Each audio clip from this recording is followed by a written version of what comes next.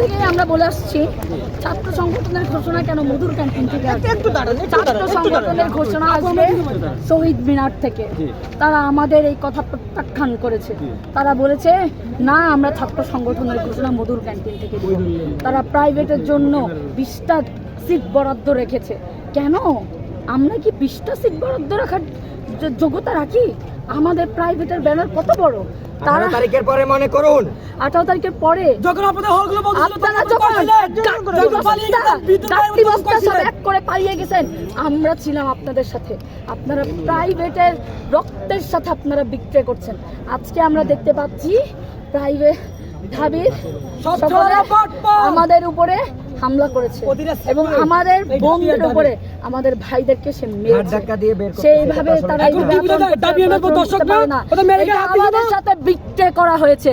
আমরা ঢাবির সিন্ডিকেটকে ভেঙে দিব এবং গুড়িয়ে দিব। আজকে আপনাদেরকে হুঁশিয়ারি দিতে চাই। আমরা প্রাইভেট বিশ্ববিদ্যালয়কে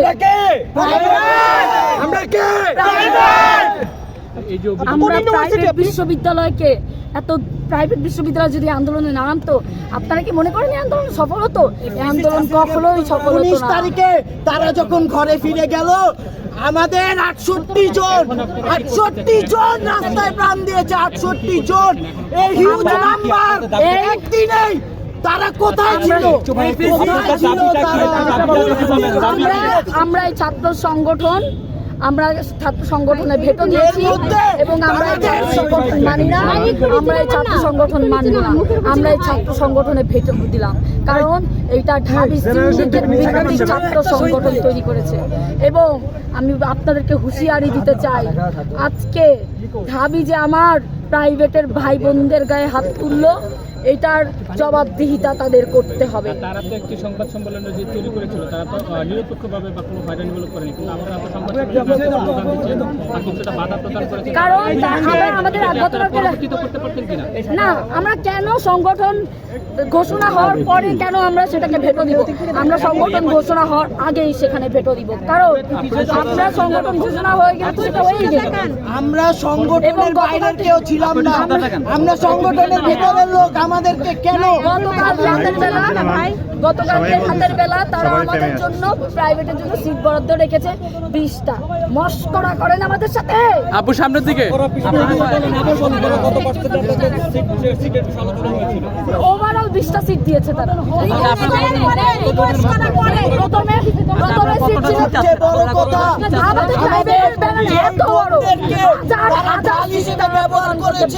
সেই বোনদের গায়ে আজকে তারা হাত তুলেছে কেন? এর জবাব তাদেরকে দিয়ে যেতে হবে। এইখানে এর জবাব না পাওয়া পর্যন্ত আমরা ঢাবি ছাড়ছি না। সিট দিয়েছে, বরাদ্দ দিয়েছিল সর্বপ্রথম 10টা, সেটাকে নেগোশিয়েট করে আমরা 20টাতে এনেছি। কেন 20টা সিট পাওয়ার যোগ্য? আমরা প্রাইভেটটা 1000-এর উপরে সিট পাওয়ার যোগ্যতা রাখি, শত সিট পাওয়ার যোগ্যতা রাখি আমরা। আপনারা যে আজকে আমাদের গায়ে হাত তুললেন, এটার জবাবদিহিতা আপনাদের করতেই হবে। কমিটির মোট সংখ্যাটা বলবেন যে কতজনের ছিল আপনাদের? আপু ওরা তো কমিটি ঘোষণা করে দিয়েছে, এখন আপনাদের প্রতিক্রিয়া কি? ওরা তো কমিটি ঘোষণা করে দিয়েছে একটু আগে। আমরা তো এই কমিটিতে ভেটো দিয়েছি, এই কমিটি তো আমরা মানি না। ওনারা তো পুরো কমিটি ঘোষণা করে দিয়েছে। এই কমিটি আমরা প্রত্যাখ্যান করলাম। যেমনটা করে মনে আছে আপনাদের ডিবি অফিসের থেকে যখন 5 জন সমন্বয়ককে তুলে নিয়ে গিয়ে ভুয়া প্রেস রিলিজ করানো হয়েছিল, সারা বাংলাদেশের সকল প্রাইভেট বিশ্ববিদ্যালয় সবাই সেটাকে প্রত্যাখ্যান করেছিল, তেমনি আজকে আপনারা যে এবং সিন্ডিকেট ভিত্তিক যে একটা আপনারা দল ঘোষণা করলেন এবং সংগঠন ঘোষণা করলেন, এটা আমরা প্রাইভেট বিশ্ববিদ্যালয় ছাত্র সমাজ এটাকে প্রত্যাখ্যান করলাম।